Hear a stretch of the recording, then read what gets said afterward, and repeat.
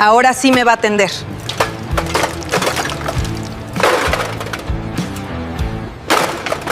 Una mujer de tacones entró al taller más grande de Monterrey como si el lugar le perteneciera. Vio al mecánico agachado, con las manos negras de aceite, comiendo su marmita en el piso, y sin decir una sola palabra, la pateó. La comida se derramó. Los trabajadores se quedaron paralizados. Ella se rió. Él no dijo nada. Solo la miró a los ojos por 3 segundos y volvió a su trabajo. Lo que ella no sabía, lo que nadie en ese taller se atrevía a decirle, era que ese hombre de overol azul y manos sucias era el dueño de cada centímetro de ese lugar y de otros 4 más en la ciudad. Quédate hasta el final, porque lo que ella descubrió ese mismo día va a dejarte sin palabras. Había una tarde de martes en que el calor pegaba fuerte sobre el asfalto del taller mecánico más grande de Monterrey. No era el tipo de calor que uno simplemente nota y olvida. Era el calor denso y quieto de agosto en el norte de México, el que se mete entre la ropa y no se va ni con el viento, porque el viento tampoco llega. El tipo de calor que hace que el aceite en el piso brille diferente, que hace que el metal de las herramientas queme si lo tocas sin guante, que hace que hasta los sonidos parezcan más lentos, más pesados, como si el aire mismo se negara a moverse con prisa. En ese calor, un hombre de manos oscuras por el aceite, con el overol azul desgastado en las rodillas y una mancha vieja en el hombro derecho que ya no salía con nada, estaba agachado debajo de un sedán negro. Solo se le veían las botas. Botas de trabajo cafés, con la punta reforzada, con la suela gastada de manera pareja porque ese hombre caminaba derecho desde hace décadas. Las botas de alguien que sabe exactamente a dónde va cada vez que da un paso. Ese hombre era Emilio Vargas, 52 años cumplidos el mes anterior, cabello entrecano que él nunca se molestaba en teñir porque, según decía, el gris era el color que se gana, no el que se compra. Una cicatriz pequeña sobre el mentón izquierdo, recuerdo físico y permanente de cuando a los 17 años aprendió, de la manera más dolorosa, que las llantas que explotan no avisan ni piden permiso. Llevaba 30 años trabajando con las manos, no de manera figurada, de manera literal, concreta, diaria. 30 años de levantarse antes del amanecer, de llegar primero al taller, de irse después que todos, de aprender que cada motor tiene su propio idioma y que hay que escucharlo con paciencia antes de pretender entenderlo. En esos 30 años, había visto pasar de todo por ese taller. Clientes desesperados a las 11 de la noche porque el carro se les paró en la carretera. Mecánicos jóvenes que llegaban creyendo saberlo todo y se quedaban 5 años aprendiendo lo que no sabían.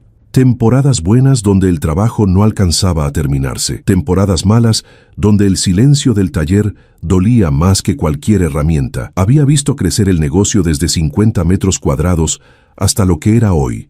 Había visto nacer a sus hijos, crecer a sus hijos, y empezar a ver en ellos los mismos gestos que él tenía cuando era joven y no lo sabía todavía. Pero lo que estaba por pasar esa tarde era distinto a todo lo que había visto antes, no porque fuera más dramático, sino porque iba a ser, sin que nadie pudiera anticiparlo, el momento exacto en que una historia de 30 años encontraría su cierre más inesperado. Emilio salió de debajo del carro despacio, con la espalda dolorida de quien ya no tiene 20 años y ya aprendió a no apresurarse cuando el cuerpo lo pide. Se incorporó apoyándose en la rodilla, se limpió las manos en el paño que siempre llevaba en el bolsillo derecho del overol y miró el reloj en la pared del fondo. Era la 1:15 de la tarde, la hora del almuerzo. En la mano izquierda sostenía su marmita de aluminio, la misma de siempre, abollada en la tapa por los años de uso, con el mango ligeramente torcido desde aquella vez que se cayó del estante, pero perfectamente funcional. Su esposa Rosario la llenaba cada mañana antes de que él saliera. Frijoles negros bien sazonados, arroz con zanahoria y chícharo, 2 tortillas dobladas con cuidado y envueltas en papel de estaño, para que no se enfriaran antes del mediodía. Era la misma comida que había llevado los últimos 20 y tantos años, con pequeñas variaciones según lo que hubiera en casa, según la temporada, según el humor de Rosario ese día, pero siempre la marmita, siempre las tortillas dobladas. Se sentó en el banco de madera que estaba junto a la pared lateral del taller, bajo la sombra del techo de lámina, que en agosto no daba mucho fresco, pero sí algo de sombra. Era el mismo banco donde se había sentado su padre durante años, cuando el taller todavía era del padre, y Emilio era el hijo que aprendía mirando. El mismo banco donde, a los 12 años, Él aprendió a sostener una llave de tuercas sin cortarse los dedos. El banco tenía grietas en la madera y una pata ligeramente más corta que las demás, lo que le daba un pequeño bamboleo que ya nadie notaba porque todos lo conocían. Nadie lo había cambiado. Emilio no quería cambiarlo. Abrió la marmita con calma. El vapor del arroz subió suave, discreto, con ese olor que no es solo comida, sino algo más difícil de nombrar, el olor de la casa, el olor de alguien que te espera. Emilio cerró los ojos por un segundo, no por cansancio, aunque cansancio también había, sino por un gesto pequeño y privado de gratitud que hacía todos los días desde hace años y que nunca había explicado a nadie, porque algunas cosas no necesitan explicación. Los mecánicos trabajaban alrededor de él con la normalidad de los días ordinarios. Había 6 carros ese día en distintos estados de intervención, 2 en lista de espera afuera. El ruido de las herramientas era constante, familiar, casi musical para quien lleva décadas escuchándolo. Las voces de los muchachos cruzándose de un elevador al otro, el radio en la esquina con una estación de norteñas que nadie había elegido conscientemente, pero que todos toleraban, el olor combinado de aceite, metal caliente y el refresco de cola que don Fermín se tomaba invariablemente a la misma hora todos los días. Todo estaba en su lugar. Todo era ordinario y conocido y predecible de la manera en que solo son predecibles los lugares donde uno ha pasado suficiente tiempo, hasta que sonaron los tacones. Entraron por la puerta principal como una declaración de guerra, no exagerada, no ruidosa, pero deliberada. Un par de Louboutin color nude, perfectamente limpios, sin una sola mancha, completamente fuera de lugar sobre el piso de concreto manchado de grasa de ese taller. Detrás de esos zapatos venía una mujer de unos 30 años, quizás 32, con el porte de alguien que ha crecido acostumbrada a que los espacios se adapten a ella y no al revés, vestida con un conjunto blanco de lino que costaba más que el sueldo mensual de cualquiera de los mecánicos presentes. Cabello oscuro y liso, cayendo perfectamente sobre los hombros, sin el menor signo de que el calor de agosto la afectara, igual que a todos los demás. Lentes de sol grandes que no se quitó al entrar. Lo que dentro de un taller es ya una declaración en sí misma. Una bolsa pequeña, de esas que tienen nombre y número de modelo y precio, que nadie pregunta porque ya saben que no querrán saber. Colgada del antebrazo con esa naturalidad estudiada de quien lleva ese tipo de cosas desde siempre. Su nombre era Valentina Ríos Castellanos, hija única de Marco Ríos, empresario del norte, dueño de una cadena de distribuidoras de autopartes con presencia en 4 estados. Había crecido en una casa con alberca, con personal de servicio, con chofer propio desde que tenía 15 años, con vacaciones en Miami cada diciembre y en Europa cada que se podía. Había estudiado administración de empresas en una universidad privada donde la mayoría de sus compañeros tenían historias similares a la suya. No había pisado un taller mecánico en toda su vida adulta, y se notaba en cada detalle de cómo entró a ese lugar. Entró mirando alrededor con una expresión que no era curiosidad, era evaluación. La evaluación de alguien que está catalogando un espacio para decidir qué tan por debajo de su nivel está y cuánto tiempo está dispuesta a tolerar estar ahí. Como quien entra a una ferretería cuando lo que necesita es una boutique, pero no le queda de otra porque es urgente. Uno de los mecánicos más jóvenes, un muchacho de 23 años llamado Toño, que llevaba año y medio en el taller y todavía tenía esa energía de querer hacer bien cada cosa que le encargaban, se acercó de inmediato limpiándose las manos en el overol. «Buenas tardes, señorita. ¿En qué le podemos ayudar?» Valentina ni lo miró. Siguió caminando hacia el interior del taller, girando la cabeza despacio de un lado al otro, como si estuviera inspeccionando una propiedad que consideraba comprar, demoler y construir algo diferente en su lugar. «Vine a hablar con el encargado», dijo, con una voz que no pedía.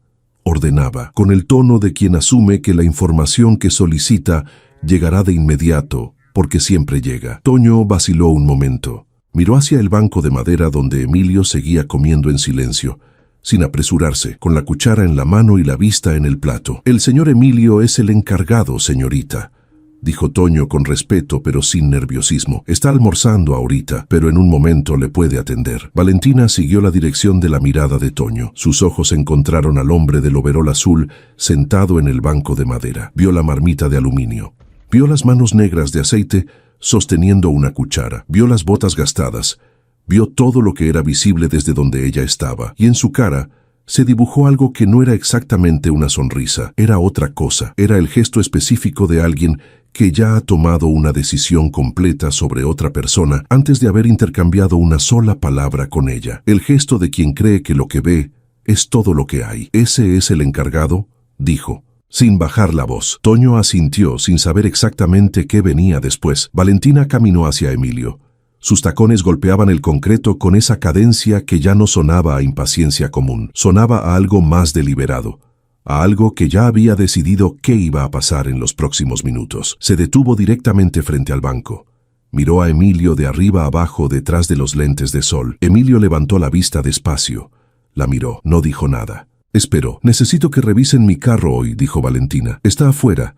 Es un Porsche Cayenne blanco del año. Tiene un ruido extraño cuando acelero. Viene del motor. Quiero que lo atiendan ahorita. No mañana. No en una hora. Ahorita». Emilio puso la cuchara en el plato con cuidado. La miró sin prisa. «En cuanto termine de almorzar, con mucho gusto lo atendemos», dijo, con la misma voz tranquila con que habría dicho cualquier otra cosa ordinaria. El silencio que siguió duró menos de 3 segundos, pero fue un silencio que tenía peso, el tipo de silencio que ocurre cuando alguien recibe una respuesta que no estaba dentro de las opciones que había contemplado. «¿Perdón?», dijo Valentina. «Que en cuanto termine de almorzar», repitió Emilio, sin cambiar el tono, sin apresurarse, sin la menor señal de que la situación lo afectara de ninguna manera. «Unos 15 minutos. Si gusta, puede esperarme en la sala de clientes que está al fondo a la derecha. Hay agua y sillas». Valentina no esperó 15 minutos. No esperó 15 segundos. No caminó hacia la sala de clientes. Lo que hizo, con una velocidad y una deliberación que indicaban que no fue un impulso sino una decisión, fue extender el pie derecho hacia adelante y patear la marmita. El golpe fue seco y claro. La marmita salió volando del banco de madera, rodó por el piso de concreto, produciendo ese sonido metálico que rebota en las paredes de los talleres, y se detuvo a casi 3 metros de distancia contra la base del elevador 1. El arroz, los frijoles negros bien sazonados, las 2 tortillas que Rosario había doblado con cuidado esa misma mañana antes de las 6 quedaron esparcidos sobre el piso sucio del taller. La cuchara de Emilio tintineó contra el concreto 2 veces y se quedó quieta. El taller entero se paralizó. No fue un silencio gradual.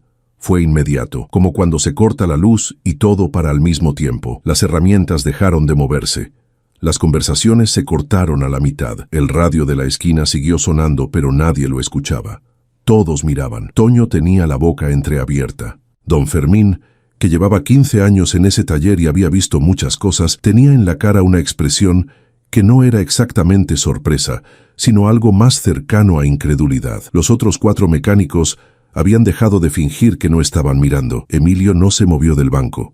No levantó la voz, no apretó los puños. Sus hombros no cambiaron de posición. Su respiración, si alguien hubiera podido medirla, probablemente tampoco. Solo miró la marmita en el piso por un momento. Luego miró a Valentina, y en esa mirada no había rabia, no había humillación, no había miedo. Había algo más difícil de describir con precisión, algo que los hombres que han construido todo desde cero, que han pasado por las temporadas malas y han salido al otro lado, que han aprendido que la dignidad no depende de lo que los demás te hagan, sino de cómo respondes cuando te lo hacen, reconocen de inmediato en sus propios ojos aunque no puedan verlos. Era la calma completa y total de quien ya no necesita demostrar nada a nadie. «Ahora sí me va a atender», dijo Valentina, cruzándose de brazos, con una voz que pretendía sonar firme, pero que, para quien sabe escuchar, tenía adentro algo que todavía no era inseguridad, pero ya empezaba a parecérsele. Y en ese momento preciso, sin que ella pudiera saberlo, sin que ninguna de sus experiencias previas le hubiera dado las herramientas para anticiparlo, Valentina Ríos Castellanos había cometido el error más costoso de su vida, no por lo que iba a perder en ese taller, sino por lo que estaba a punto de tener que ver sobre sí misma. Piensa en esto por un momento. ¿Cuántas veces has visto a alguien juzgar a otra persona basándose únicamente en lo que lleva puesto, en el trabajo que hace, en el lugar donde come o en el estado de sus manos? Es un error tan extendido, tan normalizado, que casi ha dejado de parecer un error. Casi parece sentido común, casi parece lógico, y esa es exactamente su peligro. Los errores que parecen lógicos son los más difíciles de ver y los más costosos cuando finalmente se ven. Lo que Valentina no sabía lo que ningún visitante casual de ese taller podía saber mirando únicamente la superficie de las cosas, era la historia que existía debajo del overol azul de Emilio Vargas. Una historia que no estaba escrita en ningún cartel, ni anunciada en ningún letrero, que no buscaba ser contada a nadie que no preguntara, que simplemente existía, sólida y silenciosa, como existen las cosas que se construyen de verdad. Emilio nació en un cuarto de vecindad en el barrio de San Bernabé, en la periferia de Monterrey, una colonia que los mapas de la ciudad incluyen,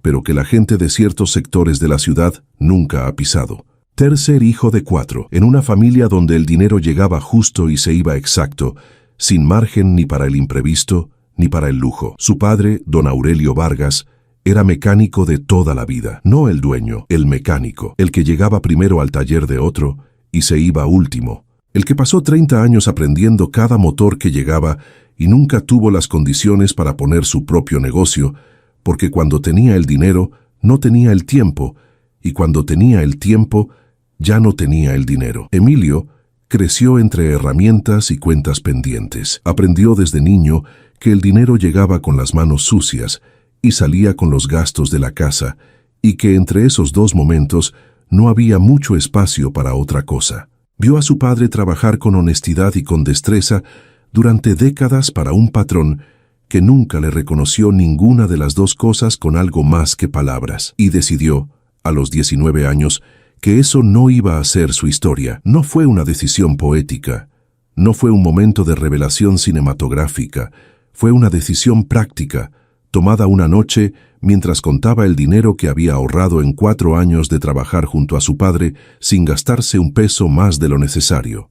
Durmiendo en la misma cama que su hermano menor, comiendo lo que alcanzaba, renunciando a todo lo que los muchachos de su edad consideraban básico para existir socialmente. 4 años de esa vida, y al final de esos 4 años tenía suficiente para rentar un espacio de 50 metros cuadrados en una calle lateral del barrio industrial, comprar 3 herramientas básicas de segunda mano y abrir su primer taller. Los primeros 2 años fueron, sin exageración, brutales. Hubo semanas enteras en que los ingresos no alcanzaban para pagar la renta del local, y Emilio tenía que hacer cálculos que no eran cálculos sino malabares. Hubo noches en que se quedaba dormido sobre el escritorio porque no tenía energía para levantarse y llegar a su casa, que estaba a 20 minutos caminando. Hubo meses en que el único carro que entraba al taller era el de algún conocido de su padre que venía más por solidaridad que por convicción. Hubo un diciembre, el segundo, en que no pudo comprarle regalo de Navidad a Rosario porque hasta el último peso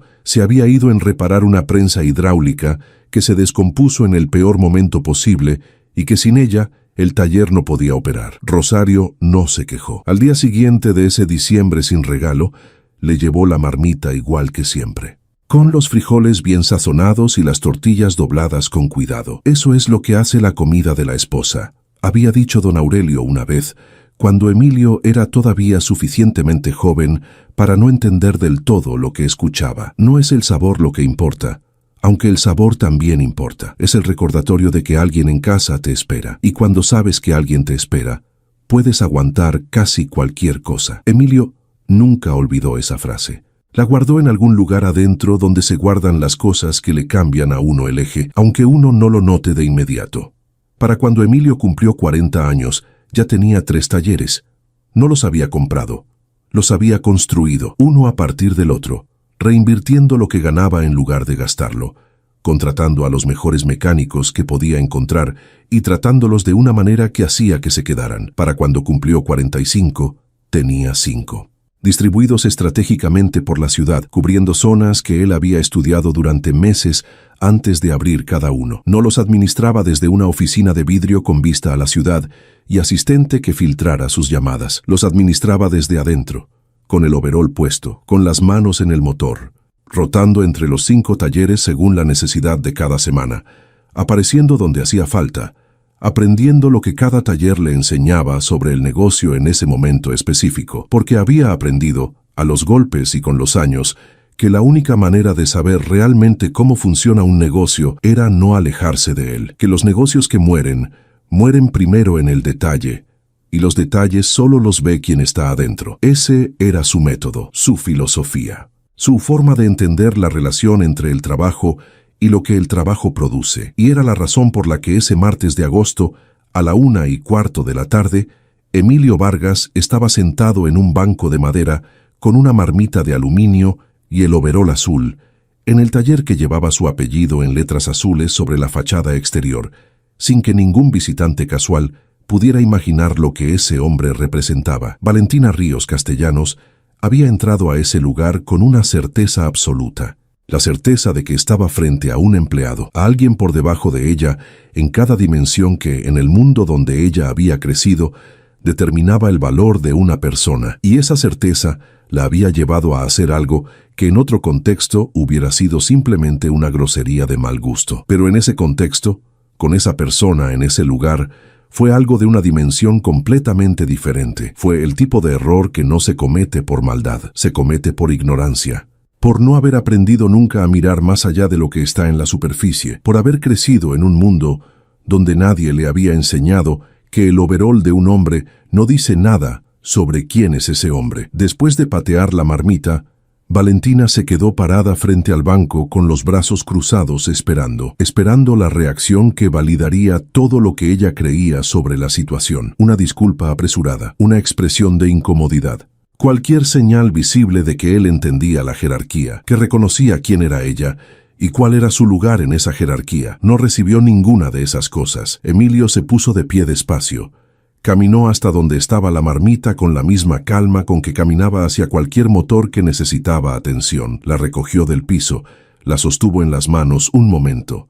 Miró adentro, miró el arroz y los frijoles esparcidos en el piso, miró las tortillas. Luego caminó hasta el bote de basura en la esquina del taller y depositó lo que quedaba adentro con cuidado, como quien cierra algo con respeto aunque ya esté terminado. Los mecánicos seguían sin moverse. El ambiente en el taller tenía esa tensión específica de cuando algo importante está pasando y nadie sabe exactamente cómo va a terminar. Emilio regresó al banco.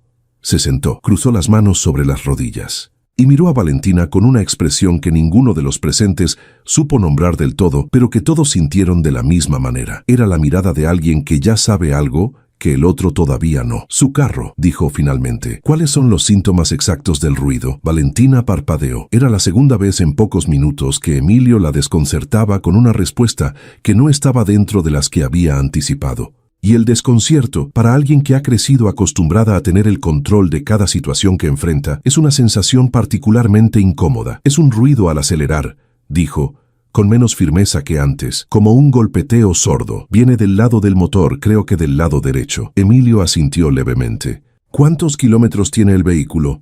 Como 35.000, más o menos. ¿Ha tenido mantenimiento en distribuidor autorizado? Mi chofer lo lleva cada 6 meses. Emilio se puso de pie. Toño, dijo sin voltear, trae el Cayenne blanco que está en la entrada. Ponlo en el elevador 2. Sí, señor, respondió Toño de inmediato, con esa velocidad específica de quien responde a alguien cuya autoridad conoce bien y respeta sin necesitar que se le recuerde. Valentina escuchó el señor, y algo en su expresión cambió ligeramente, tan ligeramente que casi no se notaba, pero estaba ahí. Emilio caminó hacia las instalaciones del taller sin decirle nada más.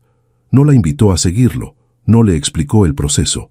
No le pidió que esperara en ningún lugar específico. Simplemente se movió con la dirección natural de alguien que sabe exactamente qué viene después y no necesita anunciarlo. Valentina lo siguió, no por respeto, todavía no, sino porque algo en la actitud de ese hombre había cambiado ligeramente el mapa de la situación y ella todavía estaba procesando cómo. El Porsche Cayenne blanco quedó suspendido en el elevador 2 con la precisión de los equipos bien mantenidos. Emilio se puso los guantes de trabajo, tomó la linterna pequeña que siempre llevaba en el bolsillo izquierdo del overol y se metió debajo del vehículo con una naturalidad que no necesitaba de ningún comentario previo. Era el movimiento de quien ha hecho lo mismo miles de veces y cada vez lo hace igual de bien. Valentina se quedó parada a un costado, los brazos cruzados de nuevo, el pie golpeando el piso suavemente, el único signo visible de impaciencia que se permitía. Emilio estuvo debajo del carro 12 minutos.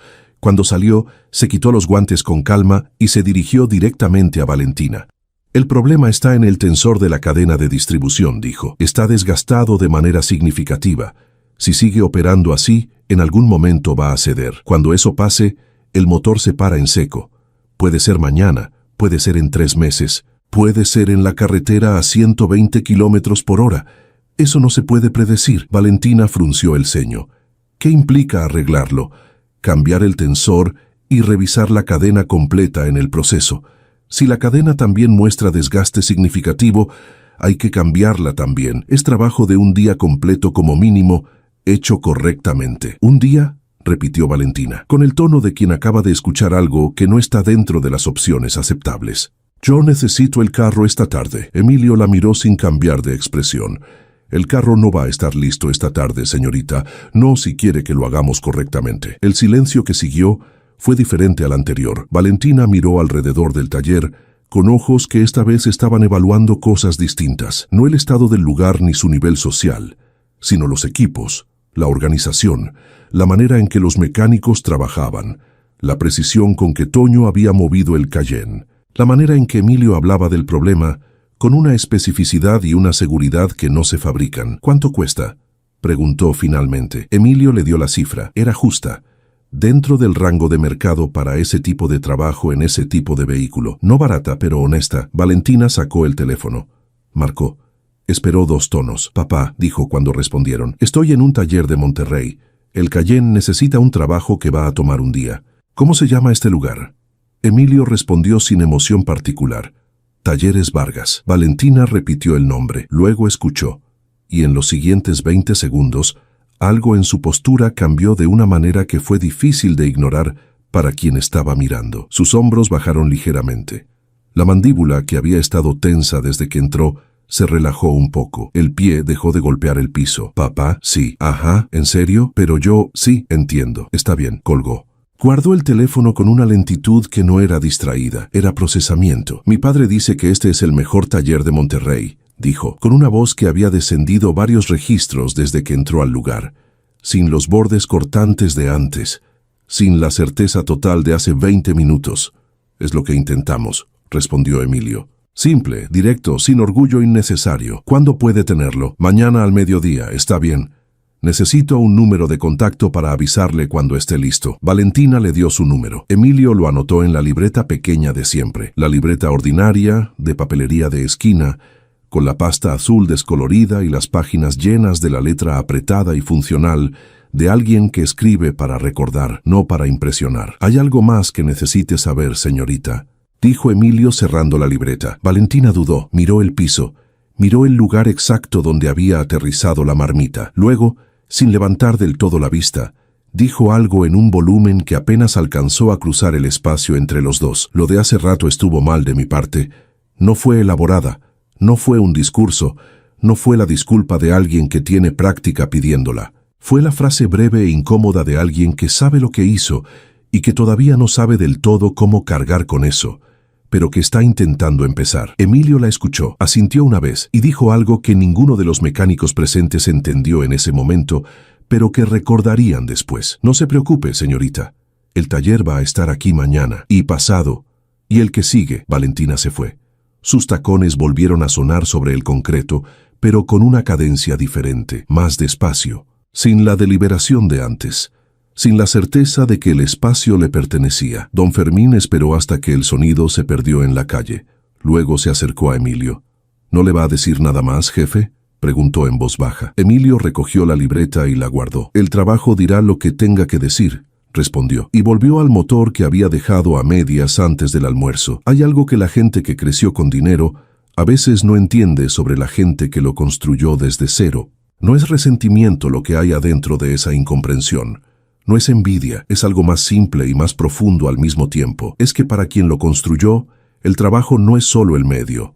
Es la identidad, es la forma en que uno sabe quién es y qué vale. Y cuando eso se toca algo mucho más fundamental que el orgullo. Para Emilio Vargas, el overol azul no era una señal de nada que lo limitara, era una declaración de presencia. La prueba viviente de que él elegía estar en el centro de lo que había construido, no en el perímetro observándolo desde lejos, que no se avergonzaba del origen, que el origen no era el obstáculo, era la fortaleza. Esa noche, cuando Emilio llegó a casa, Rosario ya tenía la cena lista, no porque Emilio la hubiera llamado, no porque Toño le hubiera mandado mensaje, aunque sí lo había hecho, sino porque Rosario llevaba suficientes años casada con ese hombre para saber cuándo un día había tenido algo diferente sin necesitar que nadie se lo dijera. Sirvió 2 platos, se sentaron. Emilio comió en silencio los primeros minutos, mirando el plato con esa concentración ausente de quien tiene la mente en otro lugar pero el cuerpo en la mesa. Rosario no interrumpió ese silencio,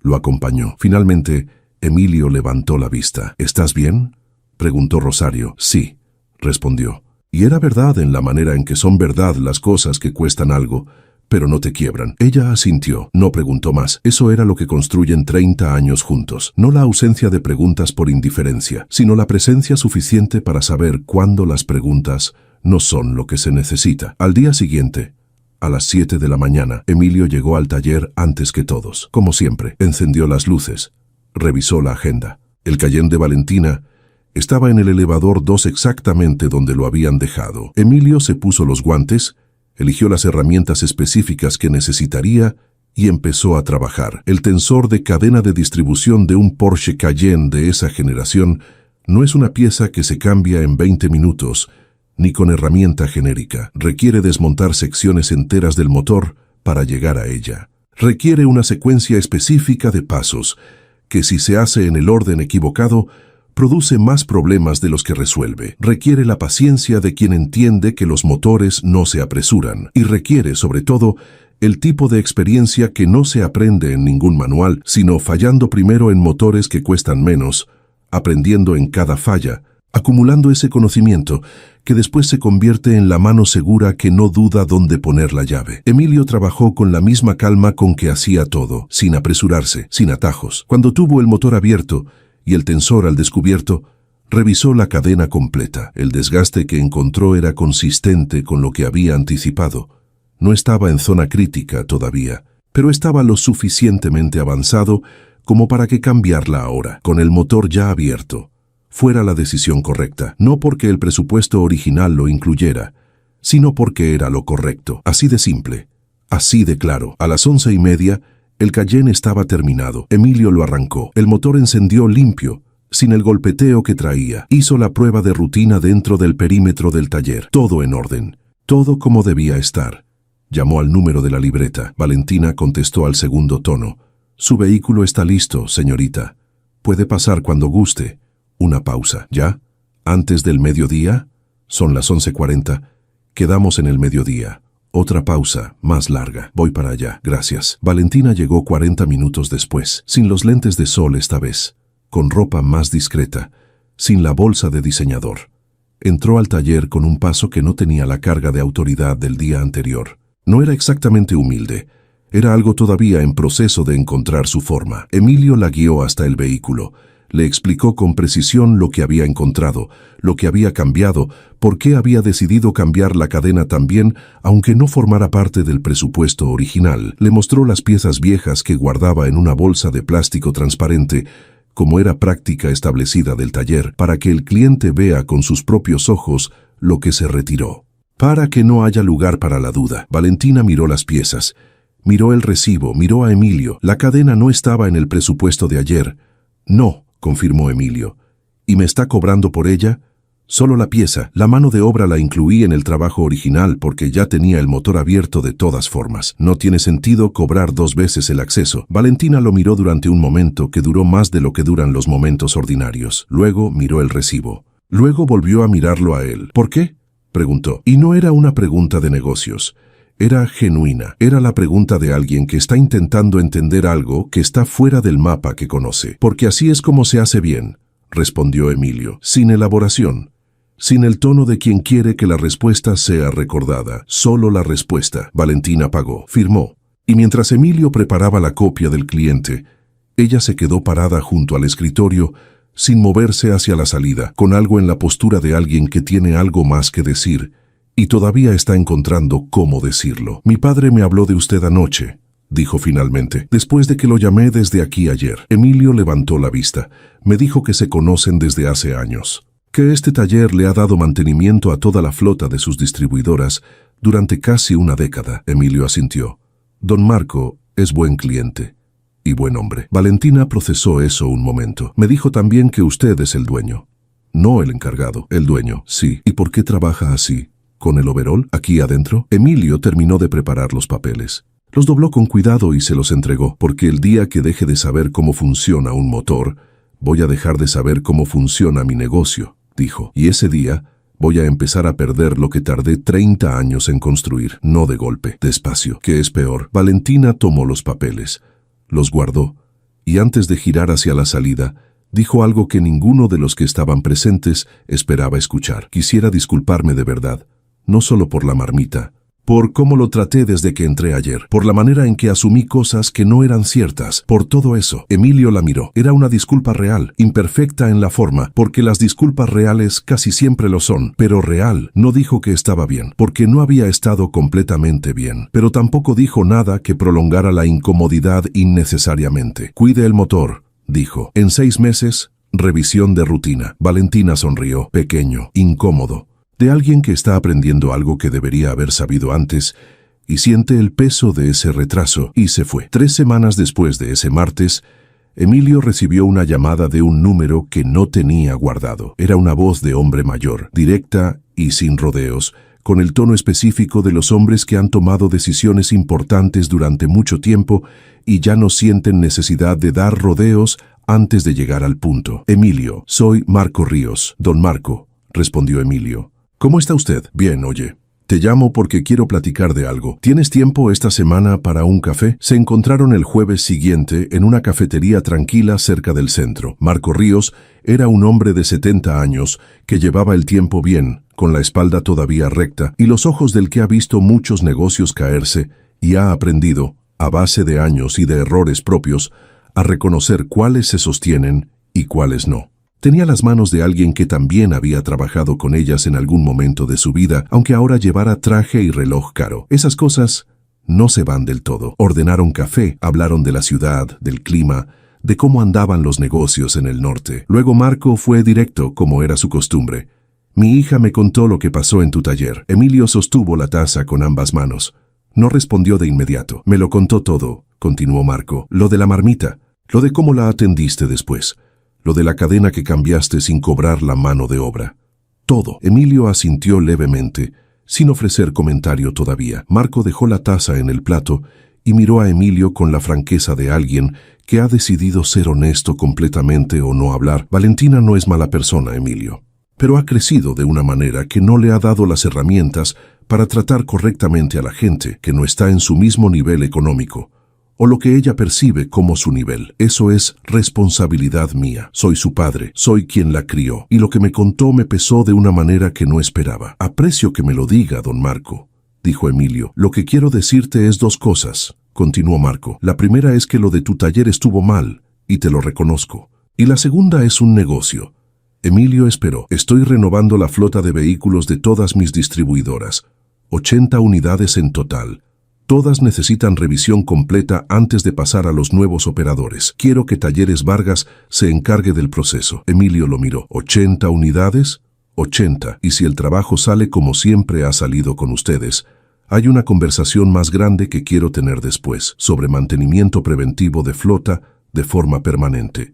Un contrato anual, con cláusula de exclusividad si llegamos a buen entendimiento. El número detrás de esa propuesta era considerable.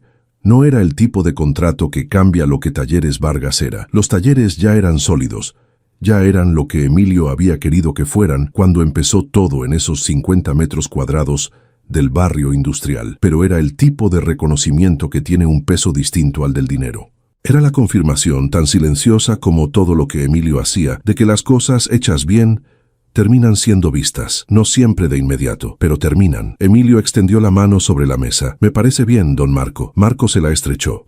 Y en ese apretón de manos, 2 hombres que habían construido sus historias de maneras distintas, pero con el mismo tipo de trabajo silencioso y constante, se encontraron en el mismo punto. Si te dijera que el karma es una fuerza mística que opera desde algún lugar que no podemos ver ni medir, no te estaría siendo completamente honesto. Lo que sí creo, con la certeza que dan los años de observar cómo funcionan las cosas realmente, es que la forma en que tratas a las personas construye una reputación, y la reputación es, a largo plazo, el activo más valioso que existe. Ninguna inversión, ningún contrato, ninguna cantidad de dinero reemplaza lo que se construye cuando haces las cosas bien en silencio.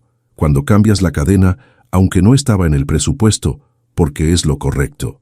Cuando recoges la marmita del piso y vuelves al trabajo sin hacer teatro de ello. Esas cosas se acumulan y tarde o temprano encuentran su forma de volver. Si esta historia te resonó, compártela con alguien que la necesite escuchar hoy. Me llamo Valentina Ríos Castellanos y soy yo quien te ha estado contando esta historia desde el principio, sin que lo supieras. No desde el lugar de certeza absoluta con que entré a ese taller hace 3 años, sino desde un lugar completamente diferente. Un lugar que no encontré de golpe ni con facilidad y que no habría encontrado sin lo que pasó ese martes de agosto. Cuando pateé esa marmita, creía que estaba siendo eficiente, que estaba comunicando con claridad que mi tiempo tenía un valor que el de ese hombre no tenía, que estaba ejerciendo el único tipo de poder que me habían enseñado a reconocer como real, el poder que viene del dinero, de la ropa, de la certeza de estar en una jerarquía donde otros están por debajo y lo saben y lo aceptan. Había crecido en un mundo donde esa lógica nunca fue cuestionada, no porque mi padre fuera un hombre cruel, sino porque nadie, en ningún momento de mi vida, hasta ese martes, me enseñó a ver lo que estaba detrás del overol de las personas. Nadie me dijo que el overol no es el mapa, que el overol muchas veces no te dice absolutamente nada sobre quién es la persona que lo lleva. Lo que Emilio Vargas me enseñó ese día no vino de ninguna palabra, no hubo discurso, no hubo humillación pública, no hubo llamada a mi padre para quejarse, no hubo publicación en ningún lado. No hizo absolutamente nada de lo que yo, en su posición, probablemente hubiera hecho con rabia y con justicia. Lo que hizo fue recoger la marmita del piso de concreto sucio de su taller, botar la comida que mi esposa había preparado esa mañana con cuidado, sentarse de nuevo en el banco y trabajar, con la misma calma con que había estado trabajando antes de que yo llegara, como si lo que había pasado no tuviera el poder de sacarlo de su centro. Porque no lo tenía. En ese gesto tan simple, tan silencioso, tan completamente desprovisto de teatro, aprendí algo que ninguna escuela, ningún viaje, ninguna experiencia previa en mi vida me había dado. Aprendí que el verdadero poder no necesita demostración, no necesita audiencia, no necesita que el otro reconozca que existe. El verdadero poder opera de la misma manera estés solo en una habitación vacía o estés siendo observado por 20 personas, porque no está en lo externo.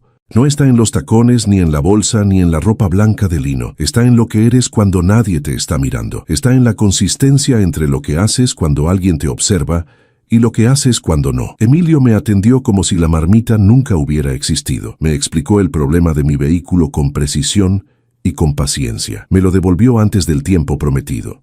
Cambio una pieza adicional sin cobrar el trabajo completo, porque era lo que correspondía hacer con el motor ya abierto, y cuando le pregunté por qué, me respondió con 5 palabras que desde ese día viven en algún lugar permanente de mi cabeza, porque así es como se hace bien.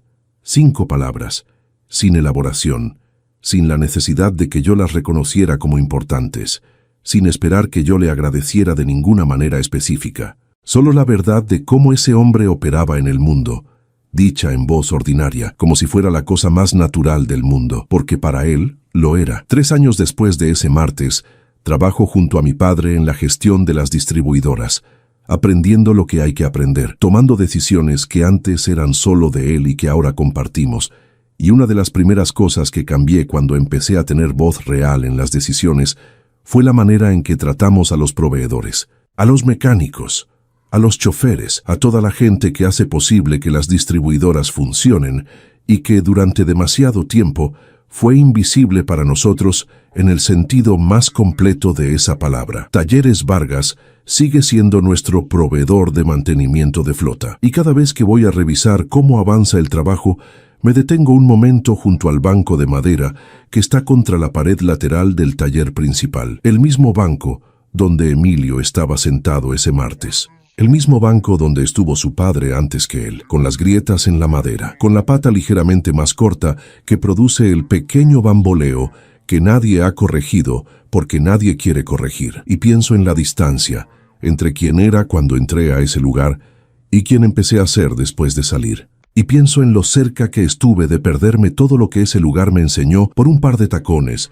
unos lentes de sol y la certeza equivocada de que el overol de alguien me decía todo lo que necesitaba saber sobre quién era. No me decía nada, solo me decía todo sobre mí. La próxima vez que estés frente a alguien que el mundo te ha enseñado a ver como invisible, como menos, como alguien que puede esperar mientras tú no puedes, recuerda esto. No sabes qué hay detrás de esa ropa de trabajo. No sabes qué historia carga en las manos. No sabes cuánto construyó mientras tú no estabas mirando y creías que no había nada que mirar. Yo no lo sabía, y empecé a aprender el día que un hombre recogió del piso la marmita que yo había pateado, la tiró a la basura con cuidado y volvió a su trabajo sin decirme una sola palabra más de las necesarias. A veces, la lección más grande llega en el silencio de alguien que sabe exactamente quién es y no necesita que tú lo sepas para seguir siendo eso. Si este video te movió algo, si te hizo pensar en alguien en algún momento tuyo, en algo que quizás hiciste o dejaste de hacer, escríbelo en los comentarios. Quiero leerlos, porque estas historias no existen para ser solo escuchadas. Existen para que algo en nosotros cambie, aunque sea un poco después de escucharlas. Yo cambié. Y empezó el día que alguien recogió una marmita del piso sin decir una sola palabra.